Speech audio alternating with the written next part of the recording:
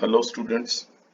Now today we will discuss the design of a continuous beam, that is design problem part 1. So in this picture you are able to see there is a bridge structure, and that bridge you will be seeing three number of supports. It's only shown to just understand that what is the meaning of continuous beam. Earlier in introduction part we have discussed that a beam is said to be continuous beam if it has more than one span or two or more than two spans, and maybe number of supports. So supports can be of different types. That means this beam can be just supported on simple supports, as well as this beam can be a fixed type of beam. But our focus is on designing of a beam which is a continuous beam and having supported by simple supports. So earlier, as we have discussed, that we will be using approximate method given by Indian standard IS 456 in the design of the continuous beam. That means we will be taking design coefficients, that mean moment coefficients and shear coefficients, directly from Indian standard code, and with the help of those coefficients we will be able to calculate the bending moment as well as shear force. Now let us have a problem, that is a design problem, and design statement is design a continuous reinforced concrete beam of rectangular section to support a dead load of 10 kN per meter and a service live load of 12 kN per meter over three simple support spans. So it is very much clear that this continuous beam will be having three spans, and all the spans are supported by simple supports, and each span is of 8 meter each. Preferably we will be going through a continuous beam by taking equal size of spans. So here all the spans are of 8 meter, center to center from the support. We will be using M20 grade of concrete and Fe415 HYST steel bars. So in the design methodology we have discussed that we will be designing a continuous beam by following number of steps. So very first step is, first of all, going through the problem statement, we will be getting what is the data available in the problem. So here it is clear that span length L is 8 meter. Since the grade of concrete is M20, so characteristics compressive strength FCK will be 20 Newton per millimeter square. Dead load is given, so WD we will be taking 10 kN per meter. Service live load is also given, that is WL is 12 kN per meter, and depending upon the grade of the steel we will be taking the value of Fy, that is yield strength 415 Newton per millimeter square. So this much information is available in the design problem. Now second step, here we will be approximating the cross section dimensions. Since in the design problem section dimensions are not available, or you can say no information about section dimensions. Maybe in some of the problems, depth of the section may be given and we have to find out what is the requirement of the width of the section as well as reinforcement. So in this particular problem, depth of the section is not given. So here we have to approximate the cross-section dimensions with the help of design information available in the Indian Standard Code, or as we have discussed in the previous videos. Now here we are assuming span by depth ratio 12. If you recall the previous video where we have discussed that we will be taking span by depth ratio between 10 to 15 so that it should be economical design based on the experience of designers. So here L by D ratio we are taking, that is 12, from which we can calculate the effective depth of the section. That means we are just assuming the effective depth of section, that will come out to be 666 millimeter. So we'll be rounding off this figure. So we will be adopting effective depth is equal to 650 millimeter and effective cover as 50. So overall depth will be 700 millimeter. And width of the section we have assumed that is equal to 300 millimeter. So in this step we have just taken all these values for the trial purpose, and later on as per design methodology we will be applying various checks to find out whether these assumed values are correct. That means our section is able to withstand all the forces, loads as well as stresses.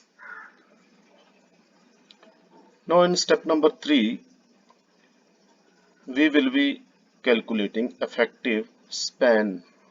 So that means step 3 will be effective span calculation.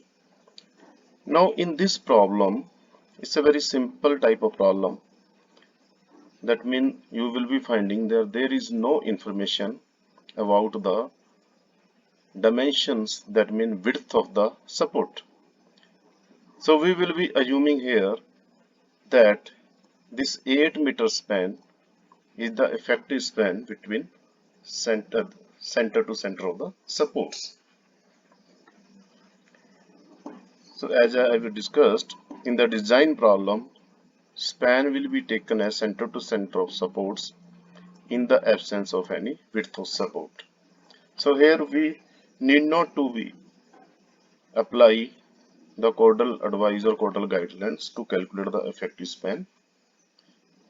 But if in any problem we are given, that means if it is given that 8 meter is the clear span, then we have to go for the calculation of effective span.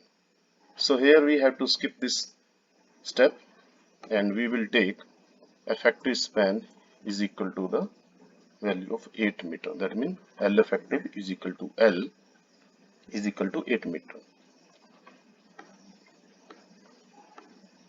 Now step number 4, because in step number 3 we have decided the sectional dimensions of the beam. So here we can do the calculation of loads coming on the beam in this step number 4. So first of all we will be calculating self weight of the beam. So self weight of the beam, here V is the assumed, B and D are assumed dimensions of the section, and 25 will be the unit weight of reinforced cement concrete, and ultimately on multiplying 0.3, 0.7 and 25 you will be getting the self weight of beam, that is 5.25 kilonewton per meter. In second step, that is dead load, which is already given in the design problem. So we are taking the same value, 10 kilonewton per meter. Now here we will be assuming that some finishes will be there. So finishing load, which you can assume approximately, that is 0.75 kilonewton per meter. So three type of loads we have taken into consideration: self weight of the beam, dead load which is mentioned in the problem, and finishing load which we have assumed. So that means total dead load WD will be equal to 16 kilonewton per meter. And similarly, as in the problem, live load is given. So total live load is taken as such given in the problem, that is 12 kilonewton per meter. Now step number 5, very critical step, that is we have to calculate the bending moment as well as shear force, so that we will be able to find out the maximum bending moment and maximum shear force along the span wherever it can happen. So for these calculation, as we are following Indian Standard Code and approximate calculation method, so we have to refer clause number 22.5.1 as well as table 12 and table 13. As you are aware, this table number 12 will give you the moment coefficients, and table number 13 will give you shear coefficients. Now let us try to understand what is this problem basically. Now from this figure or this diagram, let us try to understand that this is a continuous beam having three spans of equal length and simply supported from all the spans. And for simplicity, we have taken that dead load and live load as a UDL throughout the span. Now how to calculate or how to get the value of bending coefficient, that means moment coefficient as well as shear coefficient from the table 12 and 13, let us try to understand. Now here you can see I have taken a section, that is section A, which is at the end support, because we have to use the same terminology as suggested by Indian Standard Code. So here very first is this section is critical, so this is the end support. Section B, you will be seeing that section B is mid of the end span. Now here this span is a known as end span, this span is also known as end span. So that's why we have taken that this span as well as this span, they are similar spans. This support as well as this support, which are known as end support, they are similar. Similarly, if this is end span as well as this is also end span, so section at both the spans, that means middle of the spans, we have taken and we have numbered it as B. Why? Because we have to calculate bending moment as per the code at basically two locations. One is at the mid of the span and other is near to the support section. At the mid of the span we will be getting positive bending moment. At near the support we will be getting negative moment. Now here we have drawn third section to understand the terminology of the beam as per IS code. So section C, you will be seeing section C is throughout the support. Now this support where section C is passing, as per code, we will be, when we have to take the shear force coefficient as well as movement coefficients, so we will be considering this support as next to end support. This is end support, so this will be next to end support. Now because This problem has only 3 spans. If it has more than 3 spans, then terminology will differ. Now similarly, if you see this support from this side, it is next to end support, and this support from other side, left side, it is support next to end support. One more section we have taken, that is section D. Now this section is mid of the interior span. So that means it is very much clear that at section B, section D, section B, we will be getting positive bending moment, and at section C, we will be getting negative bending moment. Now here,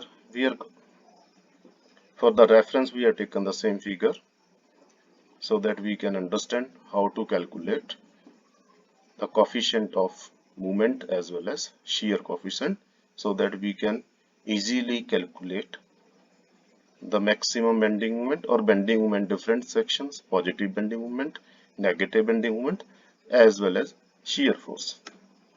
Now let us make a table, and we will be putting all the values in a tabular form for easy understanding.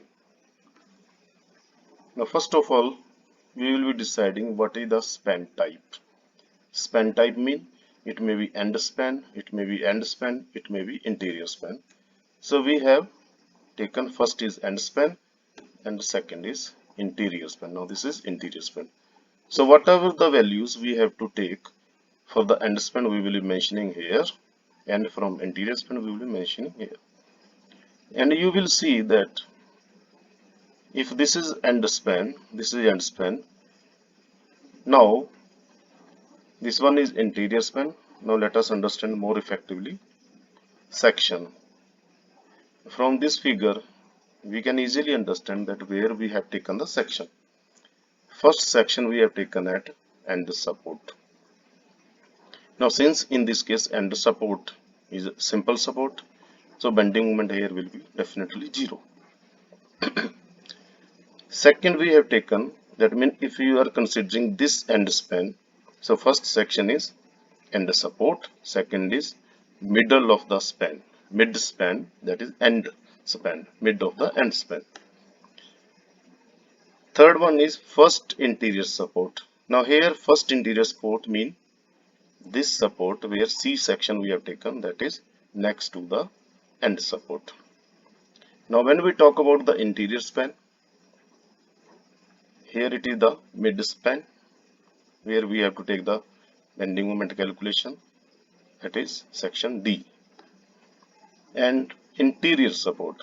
Now here in this problem, basically first interior support or interior support, they are same. But if this beam has more than 3 spans, that means this beam is extended to this side, then this will be the first interior support, then this will become the interior support. So that we have to take into consideration.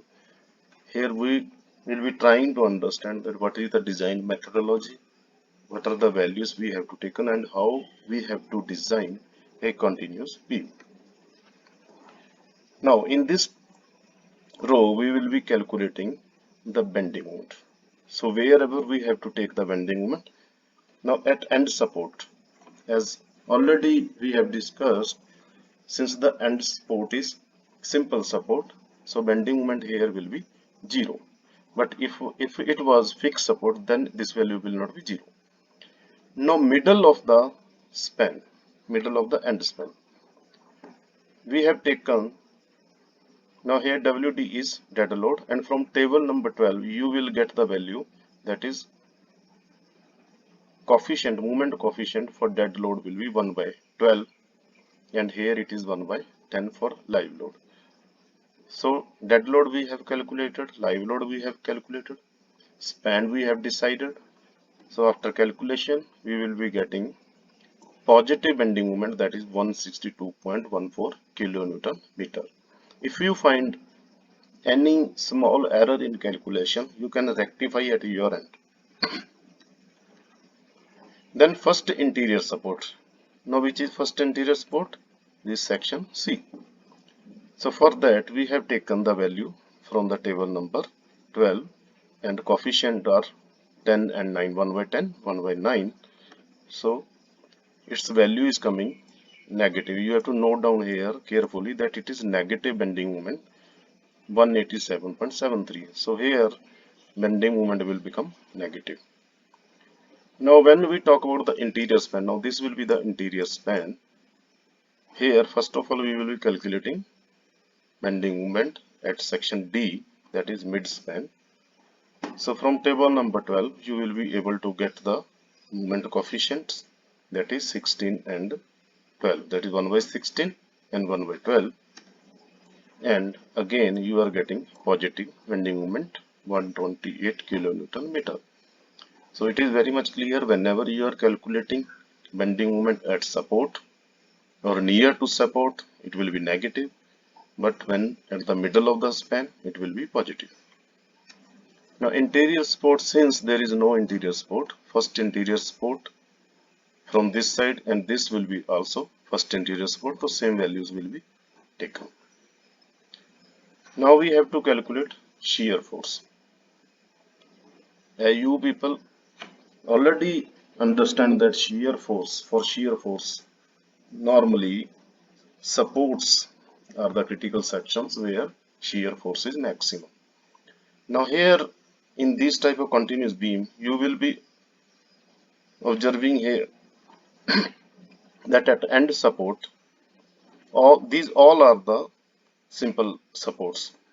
That means everywhere you will find shear force. But since the interior supports having more load on the coming from the beam, so these will be more critical section. So here for the calculation purpose we are understanding or we are assuming that at end support shear force will not be such critical as the shear force is critical at the interior support. Midspan, yes, there will be no shear force, will not consider because we have to take the value of maximum shear force, that means critical shear force. So from table number 13 IS 456 you will be getting the value of coefficient, shear coefficient, that is 0.6, and from this you will get shear force 134.40 kilonewton. So from this table or from all the calculation we have calculated the maximum positive factored bending moment. Now this was the simple bending moment. Here we have applied the partial safety factor, that is 1.5. We will multiply this value by partial safety factor. So ultimately you will be getting maximum positive factored bending moment, that is 243.21 kilonewton meter. Similarly, maximum negative factored bending moment, that is it will be minus, that is 282 kilonewton meter, and maximum shear force at support section, where unit you have to correct, that is 282 kilonewton. So in this lecture we have gone through all the steps where we have calculated. First of all taken the data, then decided or assumed the dimensions of the section, then a loading calculation, and bending moment and shear force calculation. So in lecture number 6 we will be continuing the design problem.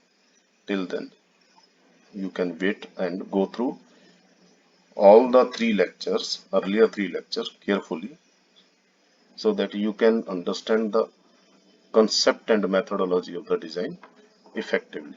Thank you.